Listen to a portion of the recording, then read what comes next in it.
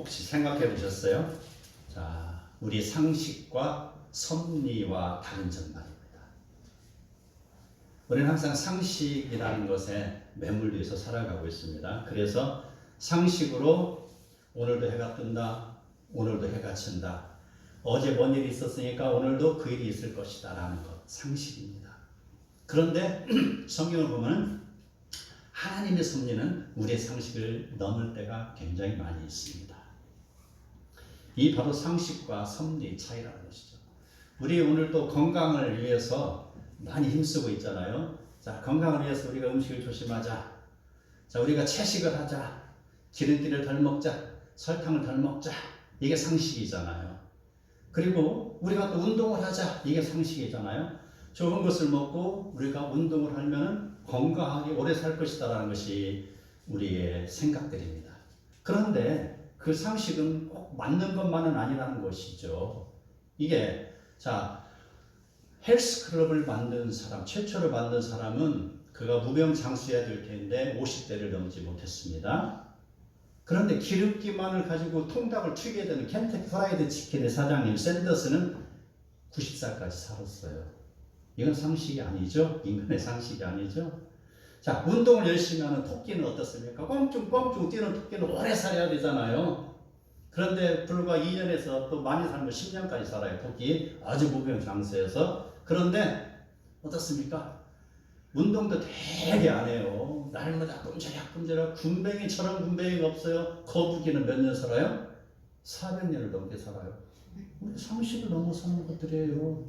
상식을 가지고 말하지 마시기 바랍니다. 내가 가지고 있는 상식, 내가 갖고 있는 책 한 권이 내가 세상을 다 쥐었다고 생각하지 말라는 것이죠. 아멘. 내가 느꼈던 조그마한 곳에서의 나의 그런 역할을 가지고 거대한 세상에서 왕노릇하지 말라는 것이죠. 이게 우리는 항상 겸손해야 되고 하나님 앞에서 낮아지는 존재가 되어야 되는 것이죠. 이게 바로 하나님의 섭리를 바라보는 인간의 눈이 되는 것입니다. 아멘. 자, 이러한 상식을 인간의 상식은 지금 어떻게 작용하고 있는지. 자, 오늘 내용이 이스라엘 백성, 또 찍어 이야기하면 유다를 이야기하고 있어요. 그러나 포괄적으로 이스라엘이라고 제가 이야기하겠습니다. 이스라엘, 그 백성이 지금 바벨론의 포로가 되어가고 있는 상태에서 그들의 상식은 무너져 있어요. 그들은 어떻습니까? 하나님은 이사야를 통해서 예레미야 선지자를 통해서 끊임없이 너희는 애국가 손을 잡지 말고 바벨론에 항복하라는 것이죠. 왜? 너희의 죄가 만연하기 때문에 바벨론에 가서 열심히 굴복하고 인내하며 네가 다시 성숙하는 시간이 되어라 라는 것이죠. 70년간 그곳에 가서 포로가 되어서 포로를 경험하고 성숙된 모습으로 오라라는 것이죠. 이게. 그런데 어떻습니까? 이스라엘 왕은 끊임없이 바벨론을 대적하고 애국가 손을 잡았잖아요. 애국. 바벨론을 대적했으면 애국가도 대적해야 되잖아요. 애국하고도. 그런데 편향적인 거예요. 편향적이다. 그랬을 때 어떻습니까? 끌려감을 당했잖아요. 유다의 마지막 왕 시드기야는 어땠습니까? 우리 애국자야. 우리가 바벨론이 이렇게 바벨론이 우리를 공격하는데 끝까지 저항할 거야 라고 성문을 굳게 걸어 잠그고 성에 상거했잖아요. 그런데 어떻습니까? 시간이 가면 갈수록 그들이 준비했던 곡간의 식량은 계속해서 줄어들죠. 또 줄어들어요. 또 줄어들어요. 마지막 한 끼 남았습니다. 이제 이 한 끼 먹고 죽어야 돼요. 시드기야 왕이 택한 방법은 뭐예요? 그 음식 성 식구들하고 나눠 먹고 이 밤에 우리가 도망치자 해서 예루살렘 성전의 비밀 통로를 통해서 그 채석강의 동굴을 통해서 그들이 도망갔잖아요. 야밤에. 그러다가 여리고 광장에서 그 다음날 바벨론 군대에게 잡혀서 어떻습니까? 시드기야 왕이 보는 가운데 왕자들은 죽임을 당했죠. 그리고 시드기야의 두루는 뽑힘을 당했죠. 그리고 쇠사슬에 묶여서 천국들을 끌려갔잖아요. 그만 끌려간 것이 아니죠. 왕궁에 있는 고관 대작들이 다 끌려간 것이잖아요. 그랬을 때에 이 사람들의 삶이라는 것은요, 절망과 공포와 어떤 희망도 없는 두려움에 쌓여 있다는 것입니다.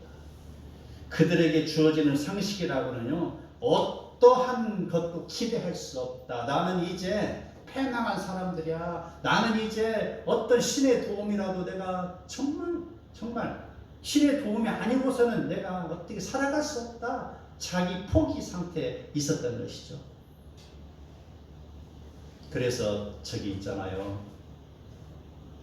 베르디의 히브리노 애들 합창 그 곡을 한번 봐요. 그들의 마음이 절실하게 담겨 있는 것이잖아요. 그들이 밤마다 듣는 바벨론 강가에 가서 서로 손을 잡고 형제요 자매요 울먹였잖아요. 내 고향에 가면은 이런 고통을 당하지 아니할 것인데라고 말입니다. 그리고 그 가사를 보면 우리 민족을 구원하사 주님의 뜻을 이루소서. 압박과 서름을 우리를 건지소서. 압박과 서름에서 건지사 자유와 평화를 주소서 라고 노래 불렀습니다. 그들의 힘으로는 어찌할 수 없는 한탄만 하는 것이 그들의 상식이었습니다. 그러나 그들은 뒤늦은 후회와 하나님의 섭리를 그들은 깨닫게 되는 것입니다. 오늘 주어진 말씀 1절을 보면 섬들아 내 앞에서 잠잠하라. 지금 하나님이 말씀하시는 겁니다. 하나님께서는요, 이 이스라엘 민족만이 아니라 모든 민족의 신이라는 것이죠. 그렇기 때문에 섬들아, 섬들은 열방을 이야기하고 있죠. 모든 나라와 백성들아 내 앞에서 잠잠하라는 것입니다. 민족들아 힘을 새롭게 하라. 가까이 나아오라. 그리고 말하라. 우리가 서로 재판 자리에 가까이 나아가자. 지금 주변에 있는 민족들은 어떻습니까? 민족들, 그들은 바로 하나님이 아닌 바로 바알을 섬기고 있습니다. 몰렉을 섬기고 있습니다. 아세라 신을 섬기고 있습니다. 어떠한 자기들이 섬기고 싶은 신들을 섬기고 있는데 하나님께서는 누가 참신인가 토론해보자라고 지금 제안을 하고 있는 것입니다. 그리고 이야기하십니다. 누가 동방에서 공의로 사람을 일깨워서 그들로 그의 칼에 티끌 같게, 그의 활에 풀리는 초계 같게, 그의 활에 바람에 날리는 겨 같게 하시며 그의 앞에 열국을 넘겨줘 왕들을 다스리게 하는지를 보라라는 것입니다.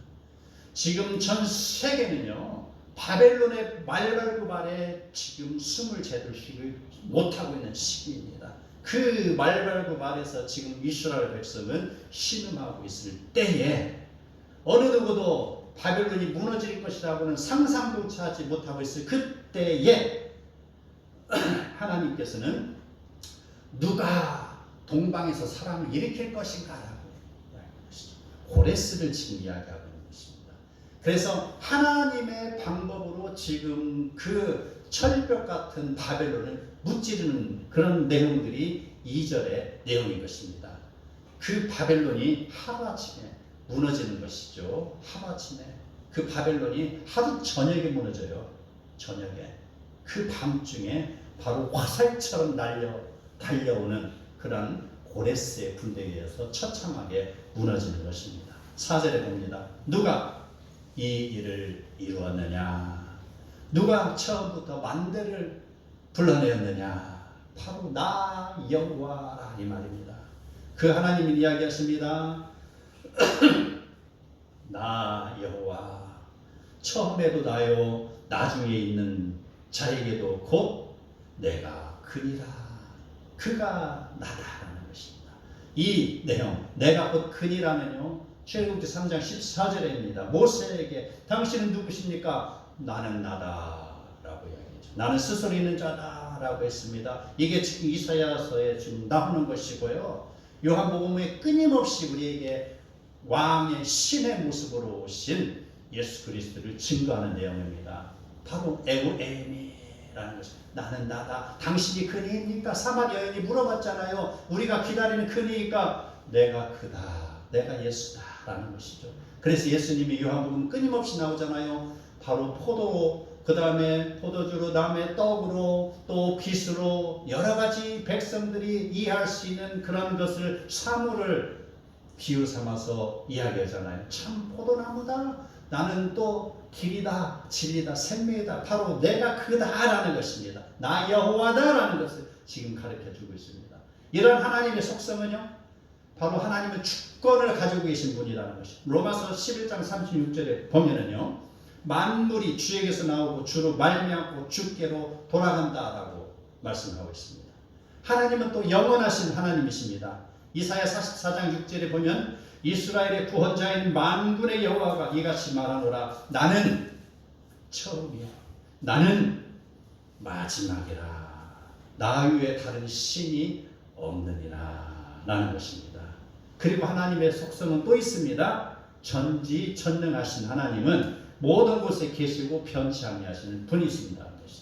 그래서 만물을 창조하신, 우주 만물을 창조하시고 인간을 창조하신 하나님은 바로 시간과 공간을 초월해서 우리를 지금도 돌보시고 운행하시고 계시는 겁니다. 자, 이 지구가 하나님이 잠시라도 깜빡하고 운행을 멈추신다면 어떻습니까? 자전과 공전이 틀어지면 어떻게 됩니까? 갑자기 열대지방에 북극이 되어버리겠지. 이게 틀어지면요. 그러겠죠? 얼음바다가 되었고 다 얼어 죽겠죠? 북극이 갑자기 바로 북극이 돌아서 그 열대지방이 될 수도 있다라는 것입니다. 그 하나님은요, 인간을 창조하실 때 바로 인간을 위해서 우주 만물을 창조하셨어요. 창조하시고 인간을 만드셨어요. 그래서 이것을 지키고 계신다라는 것을, 전지전능하신다. 지금도 그 하나님은 졸지도 주무시지도 아니하신 하나님이시라는 것을, 그 하나님을 바라보라 라는 것을, 그 하나님은 바로 알파와 오메가이십니다. 시작이요 끝이라고 이야기하고 있습니다. 그리고 유일하신 하나님이라고 말씀하고 있는 것. 자, 그런 하나님인데 세상은 지금 어떻게 돌아가고 있습니까? 하나님을 거부하는 인생들은 어떻습니까? 이 땅에서 살아남기 위해서 그들이 택하는 유일한 대안이라는 것이 고작 사람의 손으로 만든 우상을 섬기는 내용들입니다. 5절 6절을 보면 그들은 하나님을 대적하고 스스로 두려움에 빠진 인생들입니다. 그들 스스로가 서로를 격려하고 이렇게 이야기합니다. 너는 힘을 내라 하고, 목공은 금장석을 격려하고 망치를 고르게 하는 자는 매질꾼을 격려하며 이르되 땜질이 잘 된다 하니 그가 못을 단단히 박아 우상을 흔들지 아니하게 하는도다. 지금 우상을 만드는 걸 지금 이야기하고 있는 거예요. 잘 만들어라. 돌 제대로 쌓아라. 나무를 제대로 깎아라라는 것이에요. 그 나무 갖고 왔냐? 그 나무, 큰 나무를 깎아서 자 자르는 거 몸통만 남아라. 그리고 그 깎아낸 나무들은 아궁이에 하다 던져버리라 라는 것이죠. 그리고 몸통을 어떻게 해요? 잘 깎아라. 잘 깎아. 그 나무가 내가 섬기는 신이다. 잘 깎아라. 귀 살아있냐? 눈 살아있냐? 코 살아있냐? 지금 그렇게 하고 있는 것이죠. 그리고 어때요? 잘 만들어 놓은 거기다 무엇을 달라요? 금맥기질을 넣어요. 금장석을 칠하는 거예요. 그게 사람들이 하는 행위예요. 이게 그들은요, 나름대로 영적인 도움 필요함을 절실히 느끼고 있기 때문에 바로 자기들이 만든 우상을 섬기고 있어요. 누군가는 붙잡아야 돼. 무엇인가는 붙잡아야 된다는 거. 우매하고 연약한 인생들, 그들은 자기들이 만든 우상을 의지합니다. 이처럼 하나님을 무시하는 그들, 무슨 대단한 존재일 것 같으죠? 아주 그냥 힘이 센 사람들일 것 같으죠? 근데요, 그들 알고 보면요, 속이 텅텅 비어 있는 거 아세요? 그들은요, 막상 어려움이 닥치면 그들이 섬기는 것이 팔이에요. 그 다음에 개구리예요. 뱀이에요. 뱀신, 파리신, 이신 많이 있잖아요. 메뚜기신 많이 있잖아요. 그런 것들이라는 것이죠. 차라리 그걸 성경 터놓고서 차라리 나무를 깎아서 그 우상이라고 하니 얼마나 우매하냐 이 말입니다. 이런 것처럼 권력을 휘두르는 자들 비슷해요. 권력을 자기 마음대로 휘두르는 자들 어찌 보면 대단히 용감할 것 같으죠. 마치 무슨 선봉장이고 큰 장군일 것 같았죠. 권력 휘두르는 자들. 근데요, 그런 사람들일수록요, 위기 상황에 직면하면은요, 엄청나게 나약합니다. 우리가 김일성이라는 사람 알죠? 혹시 모르는 사람 있어요? 우리 모르니? 요즘 그 교과서에 안 나와? 요즘 하도 세상이 뒤죽박죽 돼가지고 그런 걸 다 삭제해버렸어요. 이 세상이 어떻게 돌아가는지 모르겠어요. 자, 김일성이가 북한의 대장이잖아요, 전에. 근데 김일성이가 얼마나 그 남침을 위해서 준비했고 남한을 힘들게 했습니까? 얼마나 그 전쟁을 인하여서 남쪽에 200만이 넘는 사람, 북한에도 마찬가지예요. 북한도 200만이 넘는 사람이 죽었어요. 남쪽만 죽은 게 아니라 우리 동족이 500만 이상이 죽었다는 것이에요. 그 김일성이가 어째 용감할 것 같으죠? 굉장히 장군이고 무술 같을 거예요, 우리 생각에. 그런데요, 역사 공부를 해보면 그렇지 않아요. 유해군 인천 상륙작전 했습니다. 서울을 수복했습니다. 그리고 38선을 향해서 지금 진격하고 있어요. 그래서 올라가 보니 김일성이는 그곳에 없어요. 이미 닷새 전에 주랭랑을 쳤어요. 그래서 중국에 가서 이렇게 쳐다보고 있어요. 그래서 가면서 하는 소리가 뭔지 아세요? 농부들, 조국과 인민을 위하여서 목숨 바쳐 열심히 싸우라오. 그리고 자기는 죽음으로 숨은 것이죠. 이게 인생이에요. 용감한 것 같지만 용감하지 않아요.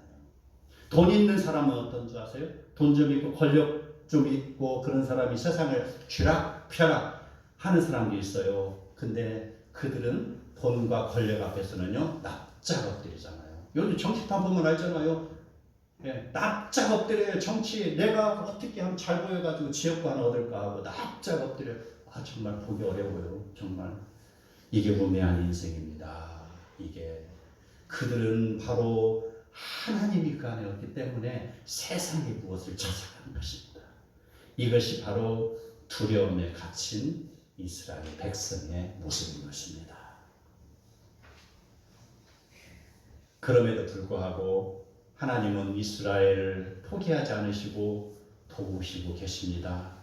이스라엘은 하나님을 배역하다가 심판당하여 노예로 잡혀가서 온 나라가 없어진 상태. 그럼에도 불구하고 하나님께서는 여전히 이스라엘을 사랑하고 계십니다. 인류 역사를 이끌어 가시는데 그 역사의 한 복판에 하나님은 끝까지 이스라엘을 잡고 계시는 것입니다. 8절입니다. 나의 종 너 이스라엘아, 내가 택한 야곱아, 나의 벗 아브라함의 자손아라고 부르고 있습니다. 여기에서 이야기하는 건 누구예요? 야곱이잖아요. 야곱. 이스라엘이 누구 이름이에요? 야곱을 이스라엘이라고 불렀잖아요. 야곱의 12 아들이 이스라엘의 12지파로 이름이 맺혀졌잖아요. 야곱. 그 야곱은 어떤 사람이요? 지금 조금 전에 이야기했던 이스라엘 사람과 똑같아요. 똑같아. 시드기야 왕 이메의 사람과 똑같아요. 그 야곱 너무나도 우리가 잘 알고 있어요. 그가 한 그릇으로 장자권을 탈취했잖아요. 그리고 눈이 잘 안 보이는 자기 아버지를 속여가지고 장자 축복 기도를 받았잖아요. 상당히 비열한 사람이에요. 그 야곱이 형의 그런 칼날을 피해서 야반도주해가지고 자기 외삼촌 라반의 집에 도망가서 20년 동안 살았잖아요. 그리고도 거기서 잔꾀를 많이 부려가지고 어찌 하다 보니까 거부가 되었고 돌아오는 길인데, 그래서 자기는 떵떵거리며 아버지를 만나러 갈 줄 알았는데 어떻습니까? 그의 형 에서가 야곱이 온다는 소식을 듣고 눈을 부릅뜨고 희롱하고 기다리고 울분을 터뜨리며 칼을 갈고 있던 에서가 어때요? 400명의 군대를 동원해서 지금 달려고 있었잖아요. 이스라엘의 일입니다. 이게 야곱의 일입니다. 이스라엘 백성이 포로가 됐을 때의 심정과도 같이 지금 일이라는 것이죠. 그런 야곱이 어떻습니까?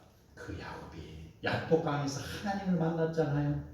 하나님께 무릎 꿇고 기도했잖아요. 목이 터져라고 눈물 흘리면서 기도했잖아요. 그 밤에 기도했잖아요. 나에게 복을 주지 않으면, 나를 만나주시지 아니하면은 내가 죽겠나이다. 내가 이곳을 떠나지 않겠나이다. 신음을 했잖아요. 끝까지 붙들고 그 천사를 모아주지 않았잖아요. 천사가 힘이 없어서 야곱에게 졌습니까? 아니잖아요. 천사가 야곱에게 져줬잖아요. 아들을 이긴 아버지 있어요? 없잖아요. 아버지가 아들에게 저주잖아요. 그리고 거기에서 나오는 이름이 이스라엘이다. 이스라엘이다. 이스라엘. 그래서 바로 여기서 그에게 지금 나의 종 너 이스라엘이라 이렇게 이야기한 것입니다. 시기적으로는 야곱이라는 이름이 우선입니다. 그렇지만 하나님 주신 이스라엘이라는 이름이 앞장서는 것. 하나님께서 일찍이 야곱이라는 이름을 택하셨지만 야곱을 이미 그가 태어나기 전부터 택하였다는 것입니다. 이미 그를 이스라엘로 불렀다는 것입니다. 이미 그가 태어나기 전에라는 것이죠. 그래서 나의 종 너 이스라엘이라 라는 것입니다. 우리는 역사의 중심에 과정에 있다는 것입니다.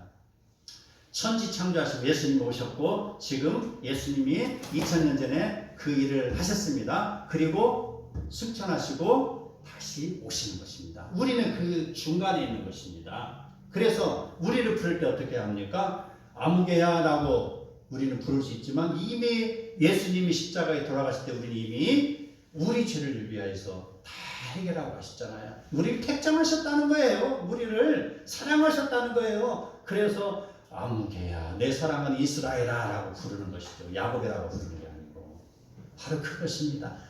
하나님의 사랑하심입니다. 이게 인류 역사를 계획하시고 시간을 다스리는 하나님의 방법인 것이죠. 너희는 택하신 족속이요 왕같은 제사장들이요 거룩한 나라요 그의 소유가 된 백성이니 이는 너희를 어두운 데서 불러내어 그의 기이한 빛에 들어가게 하려 하십니다. 라고 했습니다. 로마서 8장 38절에 사망이나 생명이나 다른 아무 피조물이라도 우리 주 예수 그리스도 안에 있는 하나님의 사랑에 끊을 수 없느니라. 아무리 그가 도망치려 한다도 말입니다. 아무리 그가 바벨론 포로가 되었을지라도 아무리 그가 발버둥 치면서 세상으로 간다 할지라도 그가 하나님의 품으로 오기만 하면 보호하신다. 왕같은 세상을 삼는다는 것입니다. 어떤 사탄이라 할지라도 어떠한 죄라 할지라도 하나님의 사랑 안에서 우리를 끊을 수 없다는 것이에요. 하나님은 우리를 구원하시기 위하여 필요한 모든 것을 능히 행하시는 분이십니다. 9절 내가 땅 끝에서부터 너를 붙들어 땅 모퉁이에서부터 너를 부르고 내게 이르기를 너는 나의 종이라. 내가 너를 택하고 싫어하여 버리지 아니하였노라 라고 했습니다. 하나님께서는요 땅 끝과 같이 먼 곳에 흩어져 있는 이스라엘과 여전히 관계를 맺고 계심을 지금 암시하고 계십니다. 이스라엘을 바벨론으로부터 인도내실 수 있다는 뜻을 지금 전하고 있는 것이죠. 하나님께서 로마서 5장 8절 9절에 이렇게 나옵니다. 우리가 아직 죄인 되었을 때에 그리스도께서 우리를 위하여 죽으심으로 말미암아 의롭다 하심을 받았으니 그로 말미암아 진노하심에서 구원을 받을 것이라. 그의 피로 말미암아 우리가 의롭다 하심을 받는다는 것입니다. 우리가 어떤 죄인이라 할지라도 예수 그리스도 안에 들어오기만 하면은 우리가 의롭다함을 받는 것입니다. 예수 안에서 우리가 구원을 이룬다는 것입니다. 그러면 예수 밖에서는 구원이 없다는 것이에요. 예수 안으로 들어오시기 바랍니다. 아멘. 이것이 우리를 향한 하나님의 사랑입니다. 아멘. 10절 11절 하겠습니다. 두려워하지 말라. 내가 너와 함께함이라 라고 했습니다. 두려워하지 마시기 바랍니다. 이삭이 주변에 그런 족속들로 인하여서 굉장히 고통을 당하고 있을 때 그가 하나님을 의지하고 나갔을 때 하나님이 그를 도우셨잖아요. 오히려 그 척박한 땅에서 그의 100배의 결실을 맺게 하셨잖아요. 두려워하지 말라. 하나님을 붙들면 하나님이 너를 지키신다는 것입니다. 요셉은 어떻습니까? 요셉같이 세상에 그렇게도 운이 없고 지지리도 불행한 사람 없다 할 것 아닙니까? 요셉. 형에게 배신당했습니다. 그 다음에 보디발의 집에 가서 그가 고통을 당했고 또 그가 누명을 쓰고 옥살이를 했습니다. 그러한 요셉이 끊임없이 하나님을 외면하지 않고 끝까지 붙들었습니다.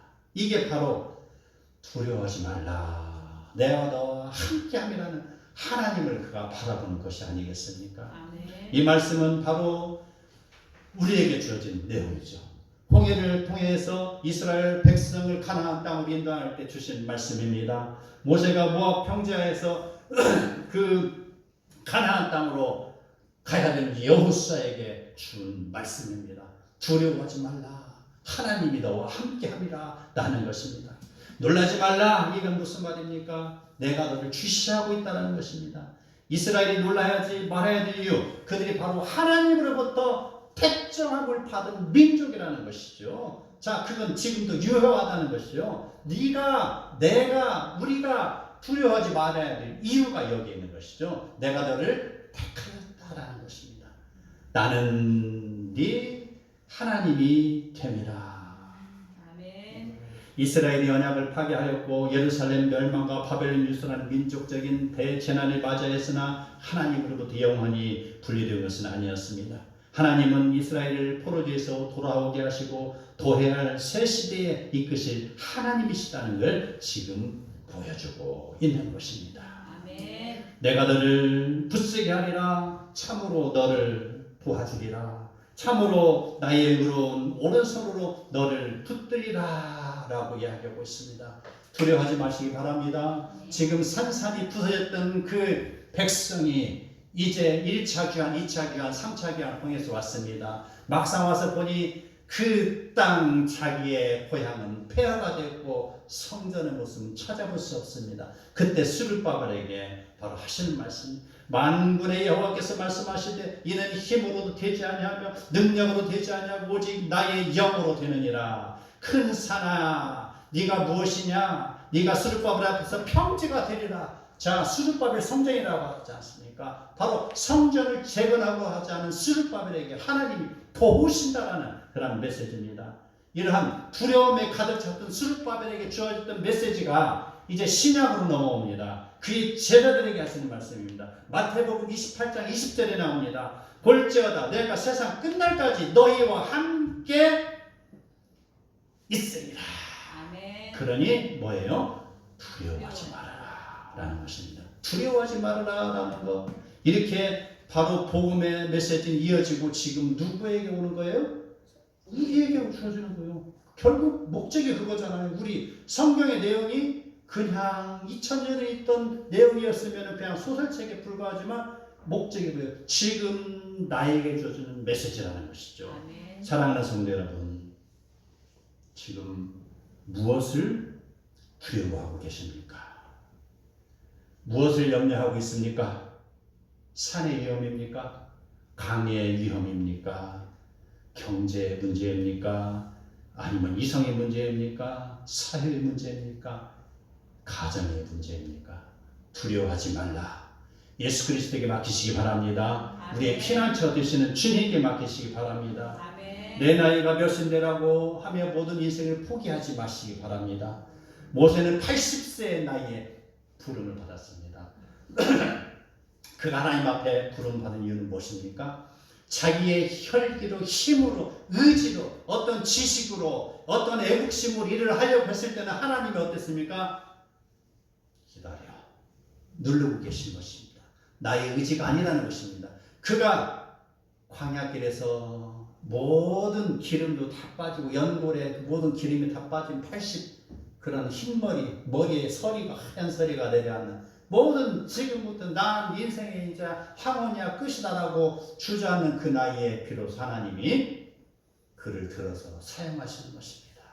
우리가 금식 기도하는 이유가 뭡니까? 기도하는 거 하나님께 기도하죠. 그런데 절박할 때 어때? 우리가 금식 기도하잖아요. 아버지, 나의 어떠한 힘도 없습니다. 나 음식 먹지 않습니다. 나의 어떠한 에너지도 없습니다. 이제 나의 나의 텅 빈 상태로 하나님께 항복하고 지금 나갑니다. 하나님이 들어주시지 않으면 나는 이제 죽습니다. 라는 절박함의 금식 기도잖아요.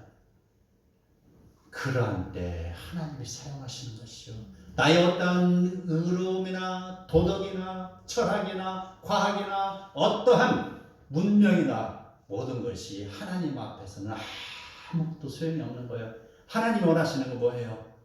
바로 통회하고 자복하는 마음이, 나의 텅 빈 마음으로, 나의 깨끗한 마음으로 나의 모든 죄를 씻음 받고 예수 그리스도의 보혈로 머리부터 발끝까지 깨끗이 씻음 받는 그러한 모습으로 하나님께 나갈 때 하나님은 주의 성령으로 나를 채워주시는 것이라는 것입니다. 아멘. 두려워하지 말라, 내가 너와 함께함이라, 이런 내용입니다. 바로 우리 사랑하는 성도들, 바로 하나님의 손에 붙들림 받는 성도가 되시기 바랍니다. 아멘. 역사는 내가 쓰는 것이 아닙니다.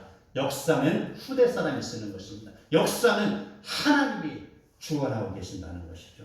우리 하나님을 의지하시기 바랍니다. 사람을 의지하지 말고 세상을 의지하지 말고 온전히 전능하신 하나님을 의지함으로 인해서 알파와 오메가가 되신 하나님을 의지함으로 인해서 우리가 도움을 받기를 소망합니다. 아멘. 나의 어떠한 상식으로는 불가능한 일이라 생각될지 모르지만 하나님의 섭리는 나의 상식 위에 있습니다. 우리에게 주어진 환경과 시기를 두려워하지 말고 하나님을 의지함으로 끝까지 승리하며 살아나가는 복된 성도가 다 되시기를 축복합니다. 아멘.